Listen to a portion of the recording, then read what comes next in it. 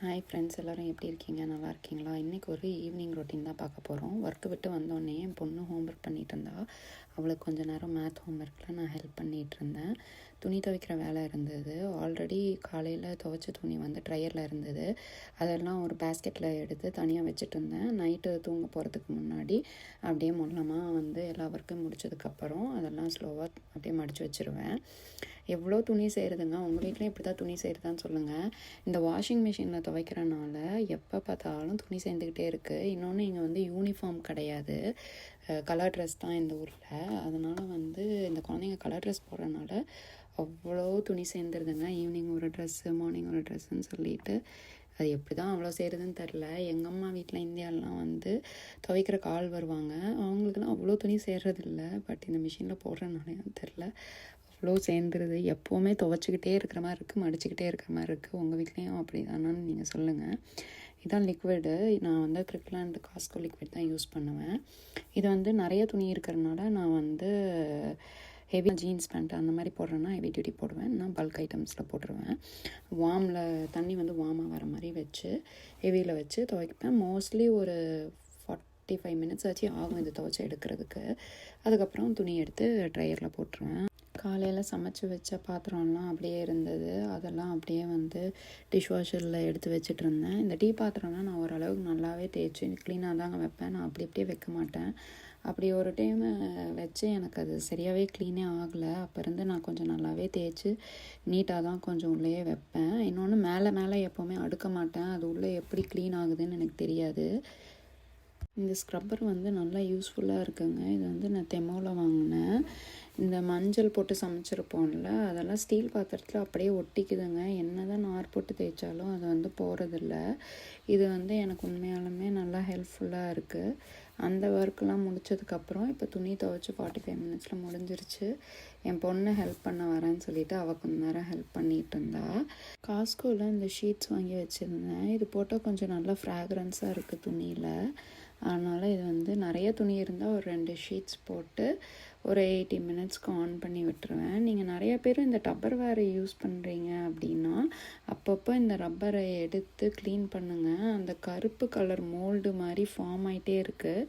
நல்லா வாஷ் பண்ணிவிட்டு அது வந்து கொஞ்ச நேரம் சுடு தண்ணியில் ஊற வச்சு இல்லை வார்ம் வாட்டரில் ஊற வச்சு சோப்பு தண்ணியில் நல்லா காய வச்சு திருப்பி மாட்டுங்க. அப்போ கொஞ்ச நாளைக்கு அந்த மோல்டு வராமல் இருக்கும். அந்த ஒர்க்கெல்லாம் முடிச்சுட்டு அப்படியே குழந்தைங்களுக்கு தோசை போட்டு கொடுக்கலான்னு சொல்லிட்டு நான் அப்படியே வந்துட்டேன். நேற்று வச்சு அந்த பட்டாணி குருமா இருந்தது. சரி, ஓகே, அதே சூடு பண்ணி தோசைக்கு வச்சுக்கிட்டேன். அந்த பட்டாணி குருமா ரெசிபி வேணும்னா நான் உங்களுக்கு இந்த வீடியோ கடைசியில் வந்து லிங்க் தரேன். அதை கிளிக் பண்ணி பாருங்கள். நல்லா டேஸ்ட்டாக இருக்கும். தோசை சப்பாத்திக்கெல்லாம். என் பெரிய பொண்ணுக்கு மட்டும், என் சின்ன பொண்ணுக்கு மட்டும் ஒரு இந்த மாதிரி தோசை போட்டு கொடுத்துட்டேன், ப்ளெயின் தோசை. ஆனால் எங்களுக்கு வந்து கேரட்டு வெங்காயம்லாம் போட்டு கொஞ்சம் ஊத்தாப்பம் மாதிரி செய்யலாம், கொஞ்சம் டிஃப்ரெண்ட்டாக அப்படின்னு சொல்லிட்டு எப்போவுமே ப்ளெயின் தோசை தானே சாப்பிட்றோம். அதனால் வந்து இன்றைக்கி இது பண்ணலாம் அப்படின்னு சொல்லிட்டு பொடி தோசை போட்டு சாப்பிட்டோம். என் பெரிய பொண்ணுக்கு இந்த தோசை ரொம்ப பிடிச்சிருந்தது. எவ்வளோ கலர்ஃபுல்லாக இருக்குதுன்னு பாருங்கள் இந்த தோசை. இந்த மாதிரி நீங்களும் ஒரு டைம் ட்ரை பண்ணி பாருங்கள். உங்கள் குழந்தைங்களுக்கும் ரொம்ப பிடிக்கும் இது. இன்றைக்கி கொஞ்சம் டின்னர் ஒர்க் லேட் ஆயிடுச்சு. கிட்டத்தட்ட பாருங்கள் 8:30 ஆக போகுது.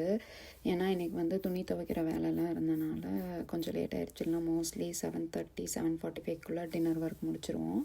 சாப்பிட்ட பாத்திரம்லாம் இருந்தது, அதுவுமே வந்து டிஷ்வாஷரில் எடுத்து வச்சுட்டு எல்லாம் அடுக்கி வச்சுட்டு, அப்புறம் இந்த டேப்லெட் வந்து எப்போவுமே கிரிக்லாண்டில் தான் வாங்குவோம். அது போட்டு 1 hour வாஷுக்கு தான் எப்போவுமே ஆன் பண்ணுவேன். ஏன்னா நானே ஓரளவுக்கு க்ளீன் பண்ணி தானே வைக்கிறேன். அதனால் எப்போவுமே 1 hour வாஷ் தான் வைப்பேன்.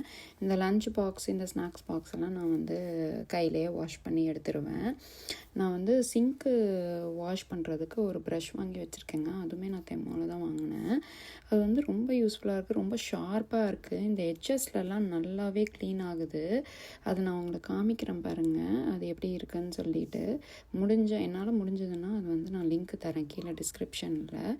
உண்மையாலுமே அது ரொம்ப யூஸ்ஃபுல்லாக இருக்குங்க. பாத்ரூம்ஸ்க்கு இந்த மாதிரி சிங்க்குக்கெல்லாம் வந்து நல்லாவே யூஸ்ஃபுல்லாக இருக்கும். நீங்களும் வேணால் ட்ரை பண்ணி பாருங்கள் எப்படி இருக்குன்னு சொல்லிட்டு. சிங்க்கெல்லாம் அப்படியே க்ளீன் பண்ணி முடிச்சுட்டு அப்புறம் ஹாலெல்லாம் அப்படியே விளையாட்டு சாமானெல்லாம் அப்படியே கிடந்தது. அதெல்லாம் வந்து எடுத்து வச்சுட்டு அடுப்பும் தொடச்சிட்டு, என் 2 குழந்தைங்களுக்குமே ஒரே கோல்ட் அண்ட் காஃபாக இருந்தது. இந்த ஆப்போசிட் வீட்டில் வந்து கற்பூரவள்ளி இலையோட செடி வச்சுருக்காங்க. அவங்க வந்து கொஞ்சம் லீவ்ஸ் கொடுத்துருந்தாங்க. சரி அது வந்து ஒரு 4-5 நாளைக்கு விடாமல் வந்து தண்ணி கொடுக்கலாம் அப்படின்னு சொல்லி கொடுத்தேங்க. உண்மையாலுமே நல்லா யூஸ்ஃபுல்லாக இருக்குது. அப்படியே காஃப் நின்றுருச்சுங்க. நான் இதில் எதுவுமே போட்டு கொடுக்கல. என் பெரிய பொண்ணு அப்படியே வந்து அந்த இலைய அப்படியே குடிச்சு மென்னுக்குவா. பட் என் சின்ன பொண்ணு வந்து இலையெல்லாம் சாப்பிட மாட்டா. அவளுக்கு வெறும் தண்ணி மட்டும்தான் வச்சு தருவேன் நான்.